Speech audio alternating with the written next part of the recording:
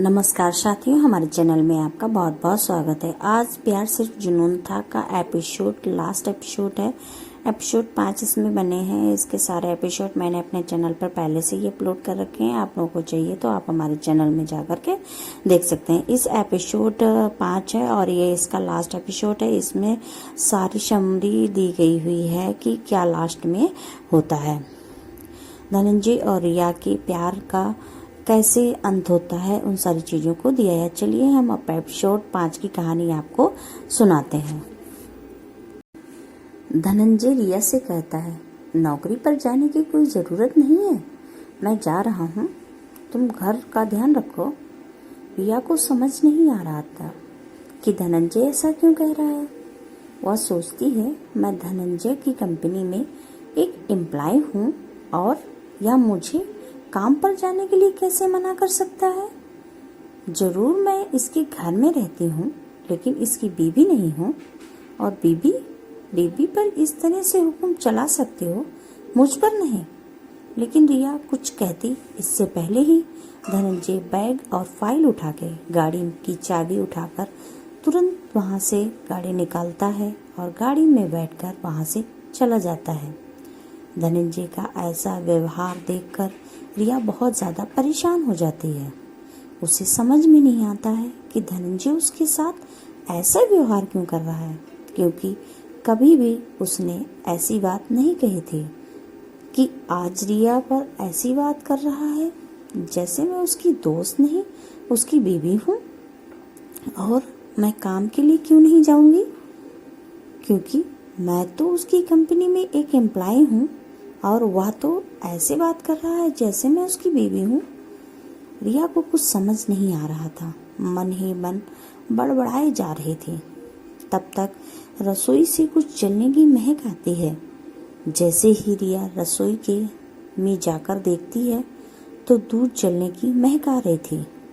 वह तुरंत गैस को बंद कर देती है और दूध को उतार कर नीचे रख देती है, लेकिन उसके दिमाग में बहुत सारे सवाल चल रहे थे। वह सोच रही थी कि रिया क्या करेगी, तू कहाँ आकर फंस गई। अपने आप से ही कहती है, राजीव भी जेल में है, नहीं तो इसका घर छोड़कर दूसरी जगह शिफ्ट हो जाती। ऐसे ही वह सोच ही रही थी। तब तक रिया के दिमाग में एक विचार आता है। वह सोचती है, मैं तो घर में हूँ तो घर को चेक कर सकती हूँ। कहीं कोई ऐसा सबूत जरूर होगा जो राधा के मर्डर से जुड़ा होगा। अगर धनंजय ने कुछ किया होगा तो कुछ ना कुछ तो घर में जरूर मिलेगा। और रसोई घर से निकलकर तुरंत राधा के कमरे में चली जाती है। वह राधा के कमरे में जाकर इधर उधर देखना शुरू कर देती है। रिया राधा की अलमारी में देखती है तो वह देखती है कि कुछ दवाइयाँ रखी हुई हैं। वह उन दवाइयों को इग्नोर कर देती है। तुरंत वह देखती है कि धनंजय की अलमारी को खोलती है तो देखती है उसमें एक काला कपड़ा और लॉकेट रखा था। वह उसे भी इग्नोर कर देती है और सारी चीज़ें देखना शुरू कर देती है। लेकिन जैसे ही उसकी नज़र धनंजय के लैपटॉप पर जाती है, वह लैपटॉप को उठाती है और तुरंत ही लैपटॉप को खोलकर देखती है। जैसे ही वह लैपटॉप को खोलती है, वह दंग रह जाती है। उसकी आंखें फटी की फटी रह जाती हैं, क्योंकि उसमें एक वीडियो पड़ा हुआ था जिसमें बाबा काले कपड़े पहने होता है और एक लॉकेट गले में डाले हुए होता है। वही लॉकेट, वही काले कपड़े धनंजय की अलमारी में रखे हुए हैं। यह सोचकर रिया बहुत घबरा जाती है। यह सोच समझ नहीं पा रही थी कि एक बार राधा ने रिया से जिक्र किया था कि वह किसी बाबा से ऑनलाइन परामर्श ले रही है और इसके बारे में भी धनंजय ने ही उसे बताया था और उसी से वह परामर्श लेती है। उसकी बताई हुई दवाइयों का सेवन भी करती है। बाबा ने कहा था कि इन दवाइयों के सेवन से उसकी मानसिक संतुलन सही हो जाएगा। ऐसा राधा ने रिया से बताया था। रिया को समझ आने लगता है कि यह धनंजय की चाल है राधा को बेवकूफ़ बनाने की, क्योंकि वीडियो में जो बाबा दिख रहा है और जो लॉकेट दिख रहा है वही लॉकेट धनंजय की कवर्ड में कैसे आया वह समझ जाती है। वह तुरंत राधा की कवर्ड को खोलती है जिसमें वही दवाइयाँ थीं जिसका राधा सेवन करती थी। वह दवाइयाँ ड्रग्स और नशीली थीं जिसका असर राधा के मानसिक संतुलन पर पड़ रहा था। इसीलिए उसका मानसिक संतुलन ठीक होने की बजाय बिगड़ रहा था। लेकिन राधा इस बात को नहीं समझ रही थी, क्योंकि धनंजय हमेशा कहता था कि तुम्हारी दिमाग की हालत ठीक नहीं है, और राधा उसकी बातों पर आंख मीच कर विश्वास करती थी। धनंजय की बातों पर विश्वास करती थी। लेकिन रिया को अब धनंजय पर शक हो गया था। रिया समझ जाती है कि यह चाल धनंजय की ही है। वह सबूतों को ढूंढने लगती है। जैसे ही रिया और खोजबीन करती है, उसको राधा के कान की बाली मिलती है। वह धनंजय की पेंट की जेब में पड़ी हुई होती है और दूसरी वाली राधा के कान में थी जब राधा की बॉडी मिली थी। राधा की एक कान की वाली नहीं थी, वही वाली धनंजय के पास कैसे आई? रिया समझ गई थी कि राधा का कत्ल धनंजय ने ही किया है। लेकिन जैसे ही वह इन सारे सबूतों को कलेक्ट करती, तब तक डोरबेल बज जाती है। रिया दरवाजा खोलती है और देखती है धनंजय बाहर खड़ा है। रिया कहती है, धनंजय तुम इस वक्त कैसे आ गए? धनंजय कहता है, क्यों, मैं आ नहीं सकता क्या? धनंजय को कुछ समझ नहीं आ रहा था। रिया के सवाल को सुनकर वह कहता है, मेरा घर है, मैं आ सकता हूँ। रिया कहती है, ठीक है, चाय पी लो। धनंजय कहता है, मूड नहीं है। रिया कहती है, कोई बात नहीं, गरम गरम पकौड़े बना देती हूँ, यहीं रुको। धनंजय कहता है, तुम मुझे मेरे कमरे में जाने से क्यों रोक रही हो? रिया कहती है, वो सारा सामान बिखरा पड़ा है ना, अभी 2 मिनट में सही कर देती हूँ, तब तक यहीं रुको। धनंजय समझ जाता है कि कुछ तो जरूर है, नहीं कभी भी रिया ने ऐसा नहीं किया। धनंजय कहता है, नहीं कोई बात नहीं, मुझे आराम करना है, और अपने कमरे की तरफ चला जाता है। जैसे ही वह अपने कमरे में जाता है, देखता है लैपटॉप खुला पड़ा है, सारा सामान बिखरा पड़ा है, काला कपड़ा, वही लॉकेट, सारी चीज़ें, वही दवाइयाँ, सब बेड पे ही पड़ी हुई हैं। वह समझ जाता है कि जरूर रिया ने ही यह छानबीन की होगी। धनंजय कहता है, क्यों रिया, तू मेरे कमरे में आई थी? क्या तूने यह सब तूने किया है? अच्छा, तो तू जान गई रिया। रिया कहती है, हाँ मैं जान गई हूँ, राधा का कत्ल किसी और ने नहीं, तुमने किया है। राधा छत से कूदी नहीं, बल्कि तुमने उसको फेंका है। मैंने जान लिया है। धनंजय कहता है, तो तू सारी बात जान चुकी है ना, अब तो मेरे लिए और भी आसान हो गया। या फिर तुम मान जाओ, या फिर तुम मुझे तुमको मानना पड़ेगा। रिया कहती है, नहीं, मैं राजीव के साथ धोखा नहीं कर सकती। राजीव मेरा पति है, और आप तो मेरे दोस्त हो ना। मुझे नहीं पता था कि तुम दोस्ती में इतना बड़ा धोखा देने वाले हो। धनंजय कहता है, अच्छा, तो अब पता चल गया है ना। तुम मेरी नहीं हो सकती तो तुम किसी की नहीं हो सकती, और राजीव की तो कभी नहीं हो सकती। कॉलेज के समय भी तूने मुझे छोड़कर उस राजीव को पसंद किया था ना। अब दोबारा मैं तुझे ऐसा मौका नहीं दूंगा।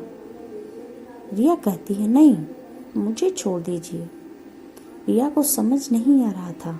वह बहुत घबरा गई थी। उसका शरीर कांप रहा था। उसके चेहरे से पसीने की बूंदें बार बार झलक आ रही थीं। मुंह लाल हो गया था। आंखें बड़ी बड़ी सी हो गई थीं। इतना डर गई थी कि उसके हाथ पैर काम नहीं कर रहे थे। लेकिन उसके दिमाग में राजीव का ख्याल बार बार आ रहा था।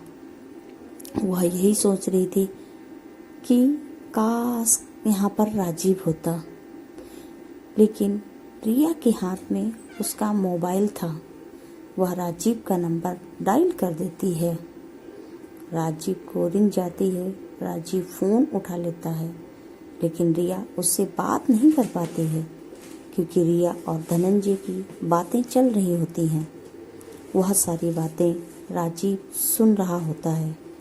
राजीव समझ जाता है कि रिया बहुत ज़्यादा मुसीबत में है और वह करोड़ी मल से कहता है कि धनंजय ने रिया को बंदी बना रखा है, इसीलिए उसको तुरंत ही जाना पड़ेगा। राजीव घबरा जाता है। वह समझ जाता है कि रिया अब धनंजय के चंगुल से कैसे निकल पाएगी, कैसे बच पाएगी। बहुत समझ में आने से पहले ही वह कहता है, नहीं नहीं, मुझे अब यहाँ से जाना चाहिए।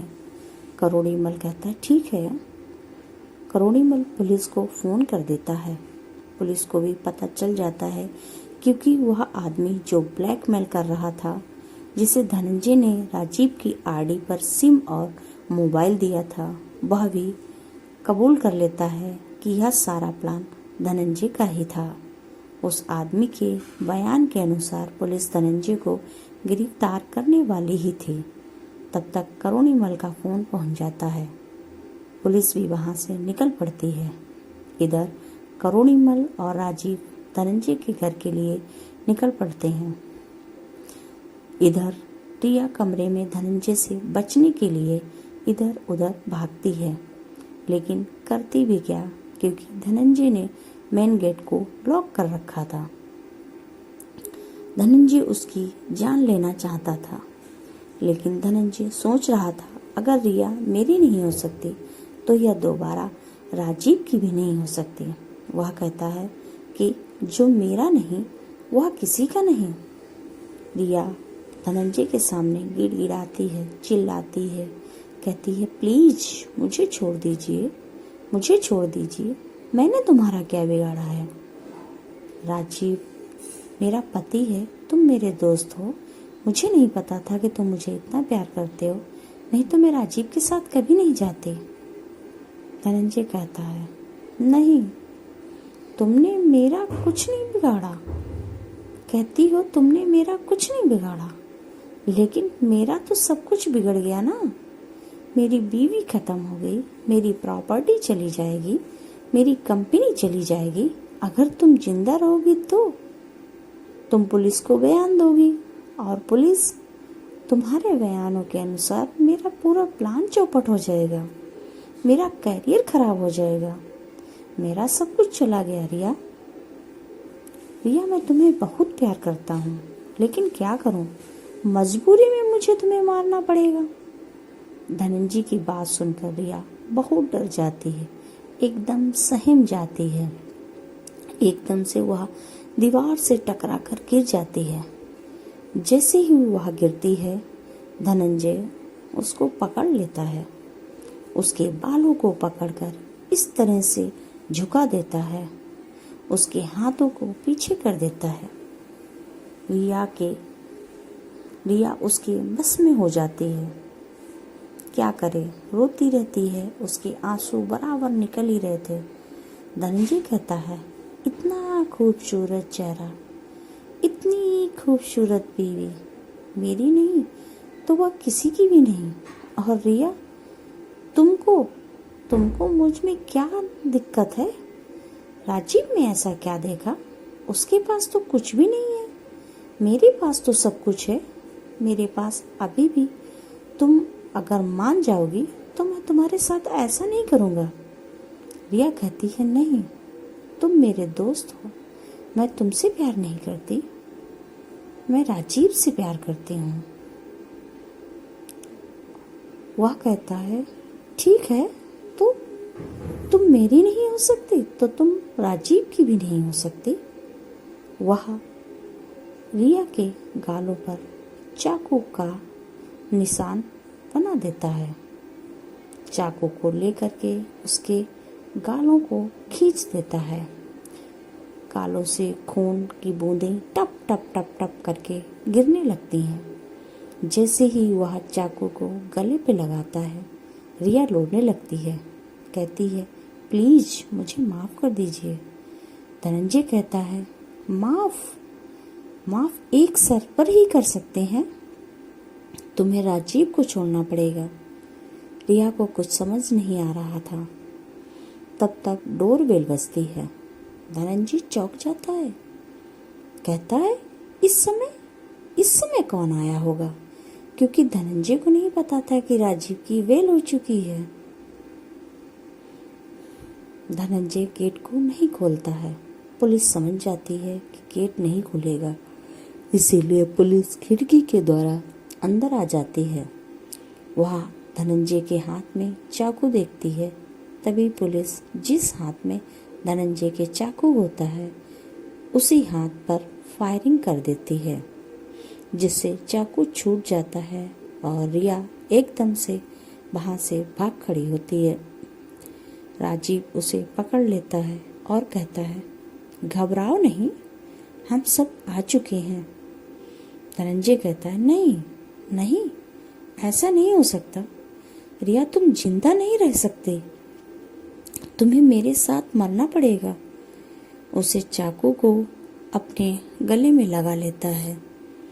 पुलिस से कहता है, अगर कोई भी आगे बढ़ा तो मैं अपनी जान दे दूंगा। लेकिन जैसे ही पुलिस उसको पकड़ने के लिए आगे बढ़ती है, कोशिश करती है, धनंजय अपना गला काट लेता है और वहीं पर धराशायी हो जाता है, मर जाता है। वह अपनी जिंदगी को खत्म कर लेता है और रिया, राजीव और करोड़ीमल सभी पछताते हैं कि धनंजय का प्यार सिर्फ जुनून था, प्यार नहीं था। प्यार सिर्फ एक जुनून था, जिस जुनून में आकर उसने इतना बड़ा कदम उठा लिया। पुलिस धनंजय की बॉडी को पोस्टमार्टम के लिए भेज देती है। उसके बाद पोस्टमार्टम के बाद धनंजय की बॉडी को करोड़ीमल को सौंप दिया जाता है। राजीव और रिया किराए के मकान में फिर से शिफ्ट हो जाते हैं और दोबारा दोनों फिर से खुशी खुशी साथ में रहने लगते हैं। करोड़ीमल बेटी की याद में उसको याद करता हुआ अपनी सारी प्रॉपर्टी अपनी एक अनाथशाला में दान कर देता है। राजीव रिया से कहता है, मुझे माफ कर दो, मैंने तुम्हारे बारे में बहुत गलत कहा है। रिया कहती है, तुम्हारी कोई गलती नहीं है, क्योंकि तुमने जो देखा था उसी पर विश्वास किया है, लेकिन तुम्हें मुझ पर विश्वास रखना चाहिए। दोनों एक दूसरे पर विश्वास करने का वादा करके एक नई शुरुआत करते हैं। राजीव को फिर से नौकरी मिल जाती है। राजीव नौकरी पर चला जाता है और रिया एक हाउस वाइफ की तरह घर में रहने लगती है। वीडियो पसंद आई हो तो वीडियो को लाइक करें, चैनल को सब्सक्राइब करें, जिससे कि हम जब भी नेक्स्ट वीडियो अपलोड करें उसकी जानकारी आपको सबसे पहले मिलती रहे। यह एक धारावाहिक क्राइम पेट्रोल से लिया गया है। ये एक हकीकत की घटना है, बस उसमें आपको पिक्चर्स के साथ दिखाया जाता है। इसमें मैंने एक मुज़वानी अपनी जुबानी इस कहानी को सुनाया है। मैं ऐसी ही धारावाहिक की कहानियाँ अपने शब्दों में आपको सुनाती रहूं। इसके लिए हमारे चैनल को सब्सक्राइब कर लें, वीडियो को लाइक कर दें, धन्यवाद।